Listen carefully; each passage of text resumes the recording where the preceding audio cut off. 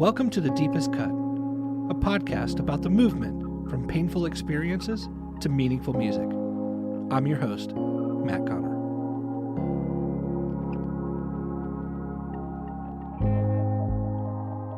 For over 20 years, Jill Phillips' catalog has served as a deep well from which others have drawn much-needed perspective, encouragement, and healing. Perhaps that's because the songcraft has brought some of those things to the artist herself, that the processing of her own stories and those stories around her, for better or worse, have given way to newer, healthier ways of living, for her first and foremost. When I first had the idea for this podcast series, Jill was the first artist who came to mind. I knew she had the experience of writing songs from vulnerable places, and that she'd carried them so carefully, like literally full of care, into the presence of others.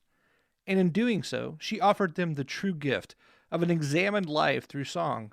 I also knew that Jill would make for a great interview subject for this opening episode. But even then, I didn't know just how many important directions the conversation would take. From realizing the power of curiosity over shame, or the need to show kindness to previous versions of yourself. If you're new to Jill's music, there's a lot to uncover, from her self-titled album released in the late 90s, all the way through her latest EP, which released in 2022, entitled Deeper Into Love. We certainly encourage you to check out her music. But here on this episode, she opens up about her song, If You Were Here, and the time that she, quote, ugly cried when trying to perform it at Laity Lodge. There's so much to glean from Jill's wisdom and experience, I honestly just want to get out of the way and get right to it. So stay tuned for our conversation with Jill Phillips here on The Deepest Cut.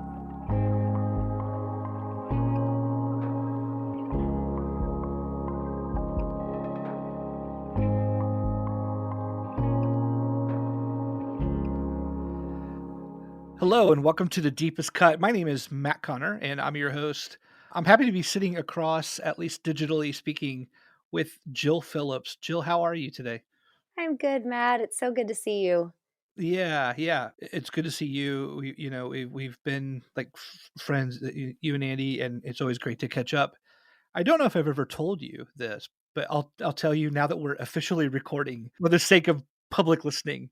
I first saw you, I think it was a concert in, if I have this right, Westerville, Ohio. I think you took the stage first before Bebo Norman, before Caedmon's, Yeah. in this like elementary school gym outside of Columbus. And I heard like The Only One, Steel Bars. Next thing I know, I'm at the merch table, bought like the kit and caboodle along with the two other people I came with, and then have kind of been along the ride for the whole, like, it's been a long time. Yeah, it has been a long time. I was like, that's my very first tour ever. That was in the 90s, Matt. Yeah. I was shocked. We just like, I went to Taylor University, which is not too far. And, of course, in those days, it's like, who's not up for a road trip when you're in college? And so anyway, yeah, went and then just really, really loved the music from that moment. And it's been really, it's been great to follow along. Great is probably not the right word there. It's been meaningful Thank you. and significant in a lot of ways to follow musically your journey since then. And going into this, I knew I wanted to talk to you for this podcast as we talk about maybe the most painful or the most difficult songs with the artists who've written them, the songwriters who've written them. And with you in particular, I guess I lead with that because I just know from personal experience that the catalog is pretty vast. Like if I've been following for 20 plus years, before we talk about the one song that we're kind of set up to talk about here, like how many songs are in the catalog? Well, first of all, thank you for all those kind words. I love that we were together in the late 90s. Yeah, it's crazy. Who knew? I know, Matt, honestly, I have no idea how many songs. I have no idea how many songs. I honestly have no idea how many albums I had. Somebody was asking me that on the tour. I'd have to go back and look. I was like, I don't know, like a many. So I really have no idea. And then there were songs I wrote for other people and songs I wrote when I was a writer at Word. So it's been a while. Would you say you've written hundreds of songs? Yeah, definitely. Would you say 500? I don't know. I am terrible with math. I'd have to ask Andy. My husband is like a math genius and he would know. Yeah, maybe so. Because I was writing when I was in high school and college and all of that. I mean, yeah, I don't know. That's a great question. I need to go back and count it all up. Well, for the next time that someone asks you that exact question, yeah, you should know. Yeah. When I first reach out and asked you, "Can we talk about the most painful song or the most difficult song?" How obvious was the song you chose? And what was the song you chose? It was definitely at the in the high few, this song. It's called "If You Were Here" on my In This Hour album that was produced by Case and Cooley. And, I mean, there are others for sure, but this was one that jumped out to me, and I think this one in particular, because 'cause I've had a little more time to reflect on it. There's some newer ones that came out of really painful seasons, but as far as, like, having time to reflect on it, things you can talk about on a podcast, all of that, I this one felt like the pretty obvious choice. Let me take a slight turn here off of that. If not for a podcast, would there be other songs chosen? Like, if it didn't require public distillation of context. Yeah, probably so. But they would be up there. I mean, this was like, well, let me put it this way. It is definitely probably in the top 3, this one that I chose, and I feel like it was how would I put it? I mean, it was maybe one of the first times I remember going to a more vulnerable place publicly out of some really deep pain. I just remember something switched when I wrote this song, and I mean, even people would comment on it like, "Oh, that's a different kind of song than you've written before. That's about something you've never talked about." So, it's always kinda stood out in my mind for that reason. Yeah, yeah. I feel like let's talk about this. I wanna come back to what you just said, but I feel like we'd be jumping, like, right into the deep end there. I'm fine with that. I live there. You live there. We live there, Matt.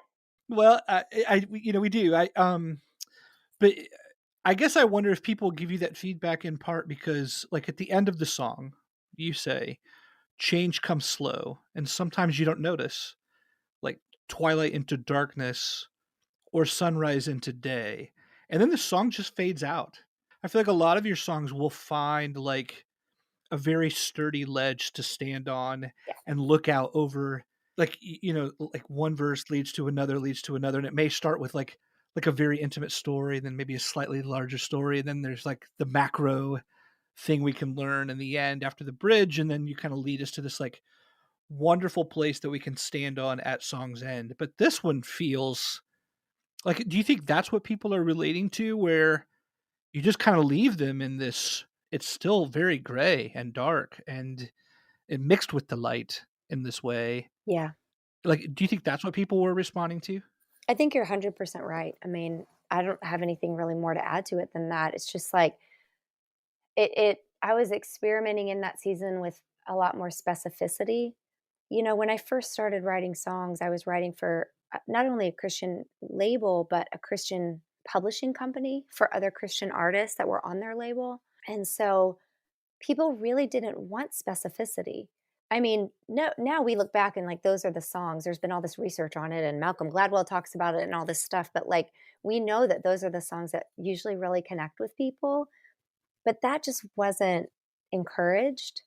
And so it's not that there aren't early songs that I'm really connected to, because there are. They still found their way in and all of that. But we I was really trained and instructed to write pretty generally and in ways that would, yeah, like start with me and then bring it to a wider audience. And so I was just really experimenting with a lot of like specificity in my writing.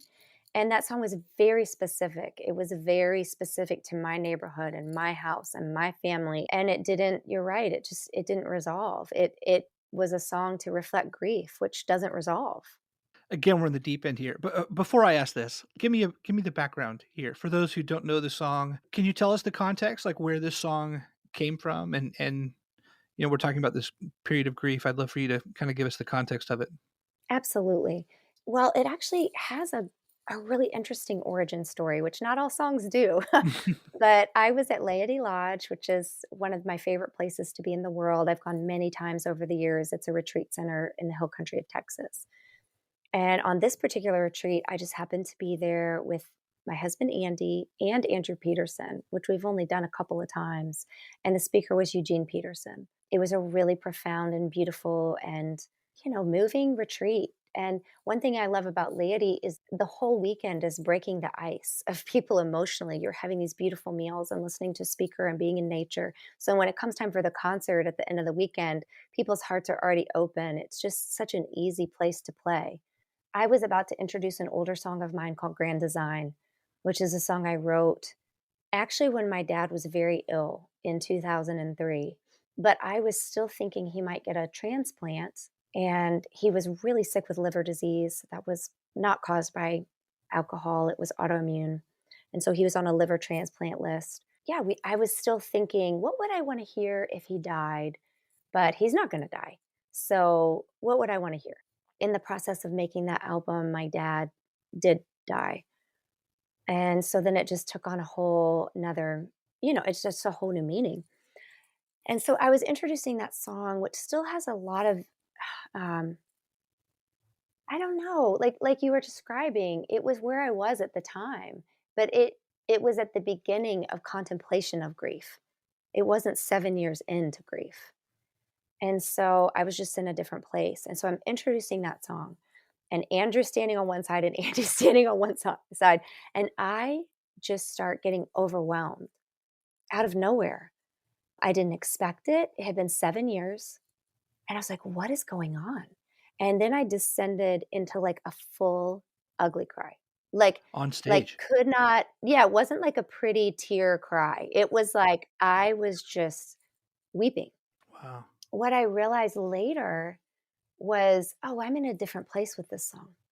My body was telling me there's more to the story, or I'm feeling more as I sing this with the lens through which I see now, which is, gosh, my kids, two of my kids don't know my dad. Drew won't even, the one who met him won't remember him.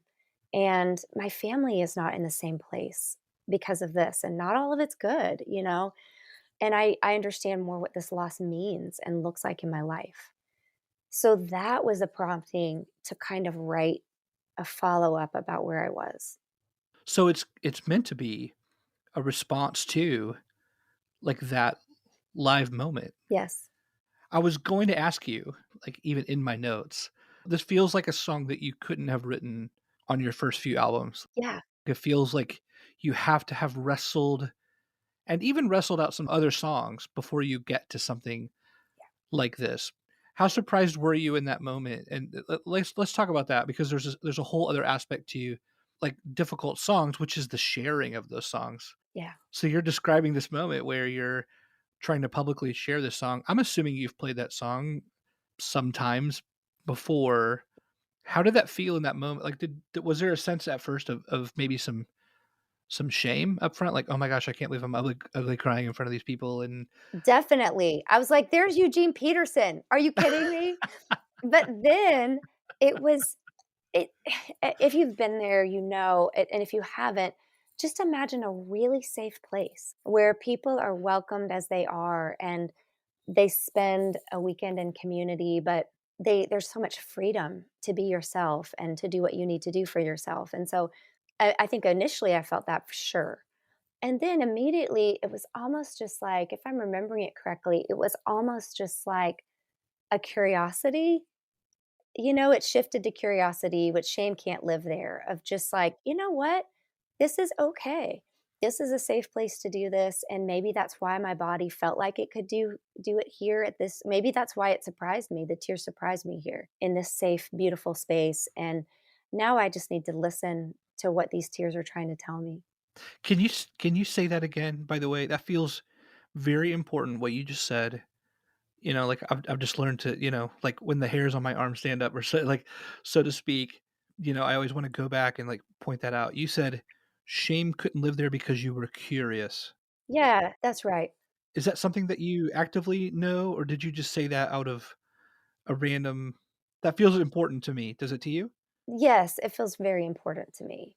And I probably knew that more. I don't know that I knew that in the moment. I know it now. I don't know that I knew it when it was happening. Maybe, and this is probably from the work I do in my therapy world, but what I know is that the antidote to shame is connection, me too's, whatever, and safety and all that, and that room provided that. So it's almost like the shame couldn't live there. I was looking out at a group of people, we'd spent a weekend together, and I'm looking to my left and to my right, my husband and my friend, and, no one really loves, like, crying a bunch of in front of people, but it was the safest place to do that and to be held in that. And so then when you have that, then you can be curious. It's why there are like group meetings for people and people get together with their friends and whatever. Because when they share this stuff and they're met with empathy and connection, the shame just can't, it just diffuses. Take me into the writing of this song. How difficult did this come easily, or like how laborious was that process? Well, I, it's so interesting. I cannot remember how I took this to Randy Goodgame. Maybe you don't know this, but he's my co writer on the song. And so I came to him with this idea, and we have been wanting to write for a while. And it's so funny because Randall is this joyous, exuberant, like, Yeah. or if you know him from Slugs and Bugs, you know him as like, bears, bears, they got no cares and all that stuff. But I've known Randy for a long time, and his early music is just filled with this tension and this he's just deep. He's just a very deep well. So when you have joy, you have to hold sadness too. So it was just perfect that I ended up bringing it to him because he was just able to help me bring his lens to it. Anyway, I can't even remember all of what I brought to him or all of what was finished when I brought it to him. But I remember going to his house and we were sitting by his piano and just kind of talking through the lyrics and what we wanted the melody to sound like at the end of this phrase and all of that. So he really helped me finish finish that song in a way that I loved. You have some very vivid scenes, like, very like the specificity to some of these verses, and I guess I wonder, like, did you earmark those ahead of time? Say, "These are the scenes I want to paint." Do you allow maybe, sort of a free writing exercise to take over? Like, how do you work through that when you wanna honor someone, talk about their life in this way? I I don't think I did that. I mean, it's been a minute since I wrote the song, but I think it came up in the process of writing those scenes. I think that kind of unfolded in the writing process, thinking about how would I want to set these scenes and where do I want to go in the story. And I was thinking very specifically of my house and my cul-de-sac and my neighborhood that I walk in and what it's like to be back there and what it's like to see my dad's chair that he always sat in and nobody's sitting in it. And really believing that in the specificity, people would feel their universal story. They would see their own place and their own grief and all of that. You mentioned this song being a response to grief several years in. Yeah. 7 years in, I think. I think it was 7 years in. It's been over a decade since you wrote this song. Yeah. How do you feel you would write about this at this point? Yeah, gosh, that's such a good question, Matt. I probably need to really think about that. It would be different. And what's so interesting is it would still have some elements of the first song and still have some elements of the second song. Because I've sung Grand Design recently. You just kind of have to feel when it needs to come out at a certain show or whatever. And it's like it's like when you can hold the joy and the sorrow both together. Maybe this is overthinking it, but if I'm sitting with someone in grief or pain, or maybe they're processing something that is from their story. And initially it started with everything is good. And then it became everything is absolutely horrible. And then the where I know people kind of are healing or in a different place with that is some of the things were good and some of the things were horrible. And how can I like integrate these two things? So maybe it would be a song of integration in a way. Which maybe you wouldn't even have realized that was important to get there or at work in years past. No, no. And you can't do it. Like you said so beautifully earlier, you can't do it. You can't skip the steps. It's like you have to go through all those phases. You have to find the victory in it and the hope in it, and then you have to be desolate, and then you have to, be sad and reflective, and you just have to do all the things. Is that frustrating? Because you, as a musician, you're putting out something official, lasting Mhm. from the various stages. It's not like you can go back and like recolor, the thing that was like permanently imprinted at that point that you were in. Do you feel a kindness toward yourself of like, oh, look at me, that's where I was, and but that's okay because that's where I was, or is there a sense of like, oh, that was me and where I was at, and oh, I wish I would have, had more experience at that point when I wrote about that. Totally. I think the honest answer to your I mean, probably a little bit of both, but I will tell you, I mostly feel kindness towards myself. And I think that's just the age that I'm at and about to be 47 and I've done a lot of personal work and God has done a lot in me spiritually over the years and I just the way I want to live my life, I hope it shows up in my music as well. Like I want to be kind to myself. There's a quote I love by a woman named Tori Alito and she says, "May we have the courage to break the patterns that no longer serve us, but with grace for the version of ourselves that once needed them." And so I feel like, yeah, 23-year-old Jill was 23-year-old Jill with like the experience she had. And she really had to be where she was. And so did 33, and so did 43 and 13 and all that. It's like, I really do feel a lot of tenderness to myself and my early albums. And I also don't listen to a lot of my stuff, honestly. I, I'm You don't go on long binges of listening only to your I yeah. really don't, and I'm not saying that's good or bad, like, I think there are people that do that in a really good and healthy, reflective way. I just tend to do it, it feels cathartic, and then I'm done. And then when I'm doing shows, which is really where I engage with the songs most, it's not on my recordings, I I'm always checking in with myself that day going, "Where am I? What feels true to sing today? What feels right? What works in the context of this environment with what we've been talking about or this event or these people that are showing up in this place?" So, I'm always singing songs. That's one thing that I do, in this part of my career is I'm not gonna sing something I don't feel or mean. So, I get to choose and curate that in my shows. Boy, that's great, that's great. Jill, I'd love to give you a chance to tell us anything else that you we're gonna play the song here in just a minute for those listening, but anything else that you would like people to know about where this song came from, where it's lived since then? Hmm. Gosh, that's a great question. I think I would just want people to listen to it and draw from it what feels beneficial for them. If not, they can just chuck it, that's fine. But anything that maybe to connect with their own stories of grief or their own specific details in their life. And then, the other thing I would say is that it's a very tender song. I don't do it at every show. It has to be the right time and the right place. So I would just want people to know I feel really tender with their stories too. I feel tender with this, I feel tender with their stories, and then they need to be careful not careful, that's not the right word. Maybe mindful of how it serves them, in telling the story, and, last thing I will say is Walt Rongren, when he was still alive and he spoke at Hutchmoot, I think you were probably there, Matt, but he talked about doing no harm. And so it's a really complicated thing when you're telling a story that involve people that are still alive. So I have a real tenderness and tension around that as well. And, I know people are holding that as they carry their own stories.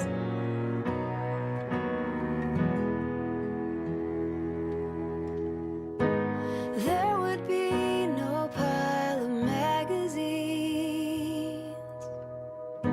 The TV would not fill my ears. Matthew would talk differently to Mom. If you were here, I took a run round my old neighborhood, and it's been way too many years.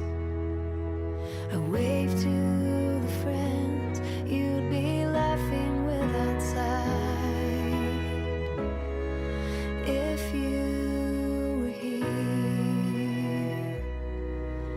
change comes slow, and sometimes you don't notice, like twilight into darkness, a sunrise into day.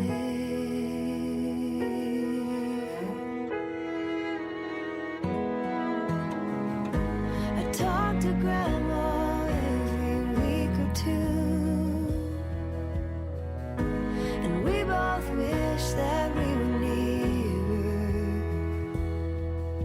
I try to call on Sundays, 'cause that's what you would do if you were here.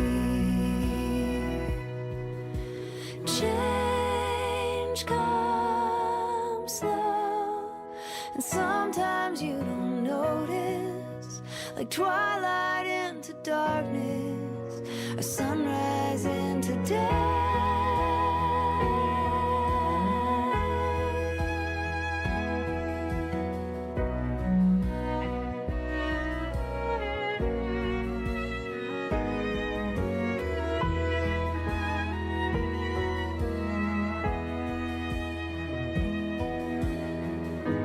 I can see you in my children's eyes, and I can see you in my mirror. But Dad, now I'm wondering what else I might have seen if you were here. 'Cause change comes slow, sometimes you don't notice, like twilight into darkness, or sunrise into day.